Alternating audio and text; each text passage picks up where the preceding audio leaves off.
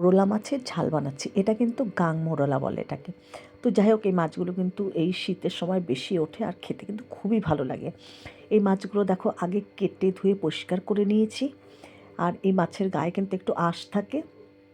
তো যাই হোক, নুন হলুদ মাখিয়ে একটু আমি এর মধ্যে দিয়ে নিয়েছিলাম পাতিলেবুর রস। ভালো করে মেখে রেখে তারপরে কিছুক্ষণ পরে মাছগুলোকে একটু কড়া কড়া করে ভেজে নিয়েছি। মাছটাকে আজকে ঝাল ঝাল বানাচ্ছি, একদম ঝাল ঝাল করব। তার জন্য কিন্তু মাছটাকে একটু ভেজে নিয়েছি। আর ভেজে নিলে না, মাছের ছোটো মাছের গায়ে যে কাঁটাগুলো থাকে সেগুলো কিন্তু একদম ভাঙে না। তো যাই হোক, ভালো করে মাছ ভেজে নিয়ে মাছ ভাজার ওই কড়াইয়ের তেলেই আমি কালো জিরে ফোড়ন দিয়ে নিয়েছি। আর অনেকটাই তেল আছে দেখো মাছ ভাজার পরে, আমি আর এর মধ্যে তেল দিলাম না। তো মাছ খুব একটা বেশি নয়। তো যাই হোক, কালো জিরে ফোড়ন দিয়ে এবার যে মশলাটা কষিয়ে বানিয়ে রেখেছিলাম সেটা দিয়ে দিলাম। এর মধ্যে বড় সাইজের একটা আমি টমেটো দিয়েছি, আর কাঁচা লঙ্কা দিয়েছি, আর দিয়েছি তোমার জিরে, সামান্য একটু ধনে, আর আদা, আর কয়েক কোয়া রসুন আর পেঁয়াজ। মানে রসুন পেঁয়াজ আদা সমস্ত কিছু দিয়ে ভালো করে কিন্তু মশলাটাকে একটা মিহি পেস্ট করে নিয়েছি। এবার ভালো করে মশলাটাকে আমি কষিয়ে নেব। পরিমাণ মতো নুন হলুদ দিয়ে দিলাম। আর মাছটাকে একটু ঝাল ঝাল করে একদম কষা কষা করে বানাবো। তো এইভাবে মাছ করে খেয়ে দেখবে, দারুণ লাগে খেতে।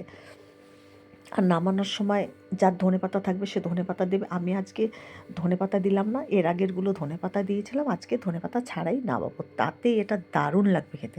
তো যাই হোক, দেখো মশলা খুব ভালো করে কষিয়ে নিয়েছি। এবার সামান্য একটু এর মধ্যে জল দিয়ে মশলাটাকে একটু কাদা কাদা করে নিয়ে তারপর এর মধ্যে পরিমাণ মতন একটু জল দেবো, আর একটু জল দেবো, দিয়ে তারপরে একটু ফুটে উঠলে মাছগুলোর মধ্যে ছেড়ে দেবো।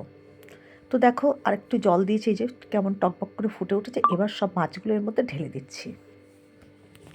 এই মাছগুলো কিন্তু ডালের সঙ্গে কড়কড়া করে ভাজা খেলেও ভালো লাগে। তো যাই হোক, আমি একদম কষা কষা ঝাল ঝাল করব, দারুণ লাগবে খেতে গরম ভাতে। কারা কারা খেতে এইভাবে ভালোবাসো অবশ্যই জানাবে।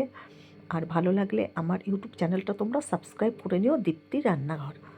তো যাই হোক, দেখো একদম সামান্য জল দিয়েছি। এবার আরেকটু টকবক করে ফুটে উঠলেই গ্যাসটাকে আমি অফ করে দেবো। আর একদম আমি একটু কষা কষা করেই করব, ঝোল কিন্তু রাখবো না।